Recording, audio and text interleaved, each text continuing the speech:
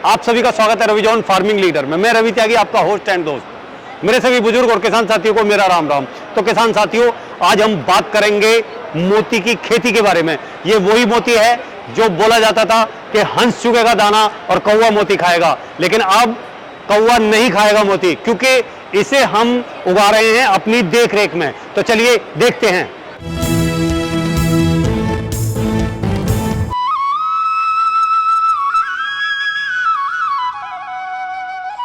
किसान साथियों, हमारे चैनल को सब्सक्राइब करें और घंटी के बटन को जरूर दबाएं। सर, आपका बहुत बहुत स्वागत है हमारे रविजॉन फार्मिंग लीडर में। सामने से जो हमारे दर्शक, हमारे किसान भाई देख रहे हैं हमें, उन्हें आप एक बार अपना और अपने प्रोडक्ट का एक छोटा सा परिचय दें कि आप क्या कर रहे हैं। हम लोग सर मोती की खेती कर रहे हैं। मछली पालन के साथ मोती की खेती की जा सकती है। ये जो सीप है, आपने देखा होगा, ये गांव में मिलते हैं। ये जो सीप है हमारे गांव में, इसे छोटे भी चलेंगे किसान भाइयों, ये बड़े हो ऐसा जरूरी नहीं है। ईश्वर ने सभी के राज्यों में छोटे बड़े सीप दिए हैं। इन सीपियों को हम आकृतियाँ डाल के, इसके न्यूक्लियस होते हैं, इनकी सर्जरी करते हैं। ये टूल किट बनाई मैंने 100 रुपये की, इसके लिए राष्ट्रीय पदक मिल चुका है ऑलरेडी। और इसको हम न्यूक्लियस इम्प्लांट करके हम जाली से इन सीपियों को टांग देते हैं। इस तरह से टांग देते हैं पानी में। ये जो बनारस हिंदू यूनिवर्सिटी में मोती पालन का ये चल रहा है, तो ये इको फ्रेंडली पर्ल कल्चर है। जैसे हम लोग इको फ्रेंडली खेती करते हैं तो इसमें गोबर डालते हैं, गुड़ डालते हैं, चावल का पॉलिश डालते हैं, तो इससे हम लोग धीरे धीरे इसमें देखेंगे आप कि इसमें मोती आ रहा है। ये मोती देखिए, जिस आकार के हमने दाने डाले थे उसी आकार के आपको देखिए, इसमें गणपति है, इसमें बटरफ्लाई है, ये नेचुरल है, ये भगवान बुद्ध का बना हुआ है। इसमें देखिए जैसा हम गोल दाना अगर डालेंगे तो गोल बनेगा, और हम अगर इसमें कोई डिज़ाइन डालेंगे तो डिज़ाइन बनेगा। और इनको हम काट के पेंडन बनाते, देखिए ऐसा पेंडन सुंदर बन गया। ये विदेशों में जा रहा है, हमारे भारत में अभी डिज़ाइनिंग मोती हो रहा है। हम लोग पिछले 26 सालों से मोती की खेती कर रहे हैं, और ये जो मोती है ये बेच देते हैं। और अगर जो सीप में हमें जो सीपियाँ मर जाती हैं, उनसे हमने कई सुंदर सुंदर कलाकृतियाँ बनाई है। देखिए इसमें हमने पेटेंट भी ले लिया है। इस दिए का नाम है मोहनजोदड़ो। ये हड़प्पा की संस्कृति में ये दिया जलता था। अगर आप सीप को देखेंगे, देखिए किसान भाइयों को दिखाइए, ये सीप जो है तैरता है पानी में। आप मिट्टी का दिया पानी में तैराएंगे? नहीं तैरेगा। ये हमारा इको फ्रेंडली दिया हुआ करता था, जो हमारी संस्कृति से विलुप्त हो गया। इसे नदी में तैराइए, दिया का दिया हो जाता है और गंगा खराब नहीं होगी। और देखिए ये ऐसे, ये देखिए ऐसे प्रोडक्ट बनाए, सीप के मंदिर बनाए। ये देखिए ट्रॉफी बनाई। ये देखिए सिंदूरदानी बनाई, इसमें सिंदूर रख सकते हैं। सिंदूर क्यों लगता है? ठंडा होना चाहिए, तो सीप के अंदर ही रहना चाहिए। ये झालरें, इन झालों के बारे में बता दूं, ये जो झालरें मेरा इनोवेशन नहीं है, ये रजवाड़ों से मैंने लिया था। रजवाड़ों में लगाई जाती थी। क्यों लगाई जाती थी? इससे आदमी बुरी नज़र नहीं लगाता है। जब हम किसी को देखते हैं तो बुरी नज़र जाती है, तो इससे बुरी नज़र नहीं जाती है।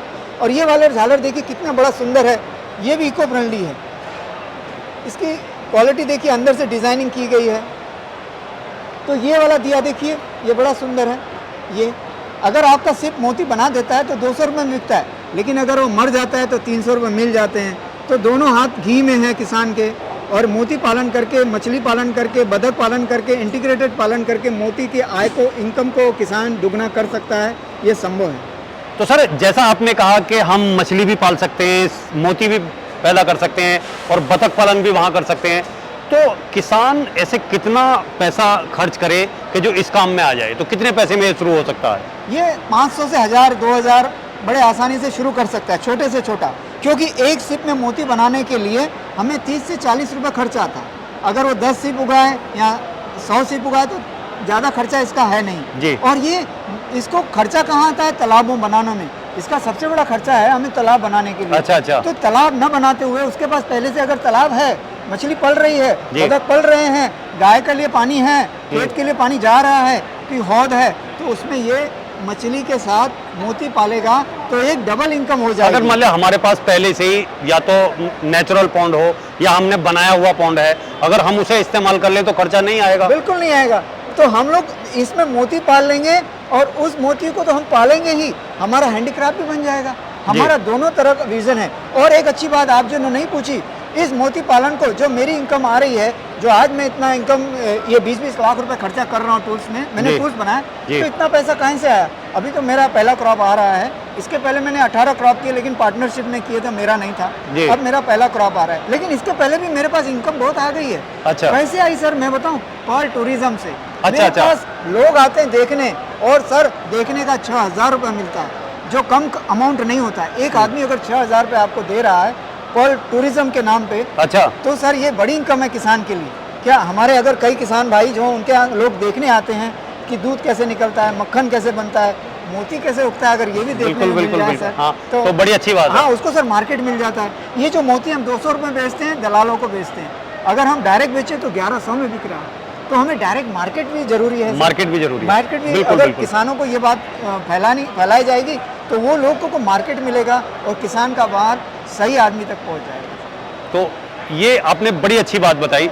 अगर कोई किसान भाई ये वीडियो देखने के बाद में अगर वो आपसे कोई हेल्प चाहता है या इसके लिए कोई भी सीप वगैरह जो भी इसका मटेरियल है उसकी जानकारी या ट्रेनिंग चाहता है, तो क्या आप देंगे? जरूर, किसान भाइयों को हमारे को सिर्फ फ़ोन करना है, वीडियो कॉल करना है, आने की आवश्यकता नहीं है। किसान भाइयों, हम बहुत दूर दूर रह रहे हैं आजकल, किसानों को समय नहीं मिल पा रहा है, तो वीडियो कॉल से भी आप हमसे बात कर सकते हैं, मेरा फार्म देख सकते हैं, मैं उनको जानकारी दूंगा, ये दाना, ये सीप कहाँ मिलते हैं, उनके एड्रेसेस दे दूंगा, ये कहाँ से खरीद सकते हैं। ये खरीदना नहीं है किसान भाइयों, ये हमारे गाँव में मिल जाता है, हमें सिर्फ खरीदना है।